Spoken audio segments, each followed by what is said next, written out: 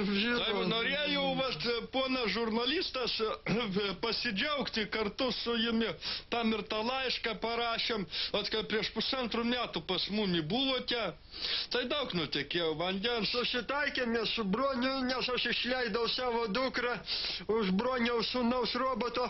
Nu va, iš vestuvės švenkėm, tai dabar kaip ir giminės esam, jau nebegražu pyktis. Nebegražu. Nu, tai kartą, žinot, viskas, nėra namų bedumų, žinot. Nėra, sakysiu taip, nėra žmogaus, kuris nekakotų.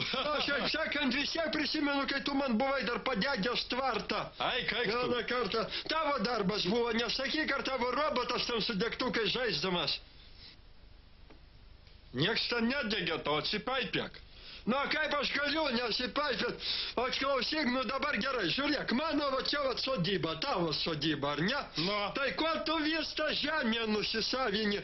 Aš žiūrėk, tvorą perstatau visą laiką, tai tu visą laiką savus tik kuolelius ir susikali su žmona. Ir dar klausyk, ar ne tu ten trašų ir šulinį man pripylęs buvai, nu? Aš tau niekad gyvenime trašų nepyliau, ten mano žmona tau prišyko. Nu tai ir susirgau dizenteriją visą šeimyną, pona žurnalistas. A Česlovo žmona Danutė na cholėros mirė, įsivaizduojat, mano žmona šūdai kaip pat. Na klausyk, bet tavo klausyk, ta viena akė, taigi ragana yra.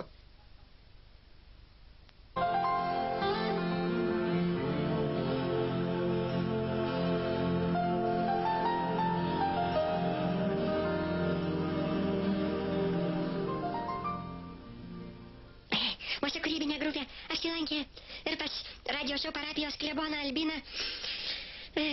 Kągi, kas pas jūs, atsigręžiant į žmogų, įvyko naujo? Jūs vis tiek, kaip po didžiausios kaimo šviesuolis, ar padarėt ką nors, kad tos problemos radio šou kaimelėje išnyktų? Kokios problemos? Nu, tas problemos...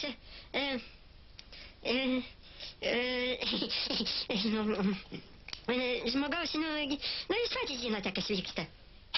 Kaip sekasi jums švietėjiška veikla?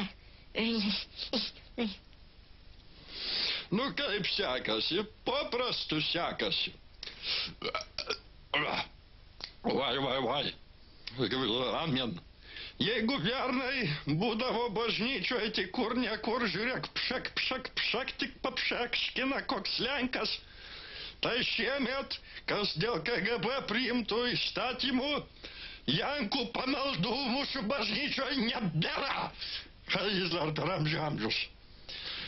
Nu ką, žinot, būna labai paprasta, atsistoju aš koplyčio ir skiedžiu skiedalus. Sakau, oi, Dievo avinėlis Mozė praskyrė jūrą, oi, bul, bla. Stovi kaimiečiai, klauso, bobos išraudė nebūtų dalykų, o aš dar prikuriu ką. Ir tada Jėzus atėjo ir suvalgė trupinius ir pamaitino visus kaimo žmonės. Kaimiečiai žiūri, akis išsproginė, koks protingas kunigas klauso. A po to sakau, duokit pinigų, kaimiečiai. Duoda kas litą, kas du bobelės visokios duoda. Aš vėl tada sidarau į kabiną ir prieina visokie išpažinti sakyt. Man visokie sako savo paslaptis. O kai bobelės kokios pasakoja, kad nuo savo vyrų duodasi su kitais, tai aš tik kelnes nusimaunu, klausau. Oi, pat jaunėjas išeinu iš klausyklos, į paraudonavęs atjaunėjęs, rankų plauti einu. Aišku, mūsų žurnalistinis būtų parodymas to, kad girdėjome kaime, kad baisus brangininkas esate. Nu ką, hulis brangininkas, ne brangininkas, aš šėtono ir Dievo namus išlaikyti reikia. Reikia, kad ir boba ateitų pašluostytų. Nu ir cigarečių man reikia, ir degtinės reikia. Nu aš irgi žmogus, aš iš pieno ir kraujo, aš esu Dievo avinas. Nu, todėl nustačiau kvotas. Kai nudvėsia koks senukas ar boba kaime, tai už išpažintį ir už pagrabą imu 15 litų. Jeigu Lenkas 25 litus, jeigu Ruskis 26 litus. A jeigu KGB agentas, tai nieko neimu. A jeigu koks komunistas ar liberalas, tai prakeikiu.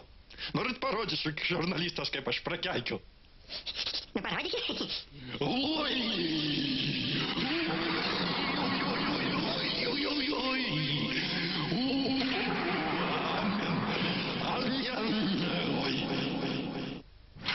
Nu ką, jeigu ateina kas pas mane pasilaidot, bedievis koks, tai taip ir prakeik.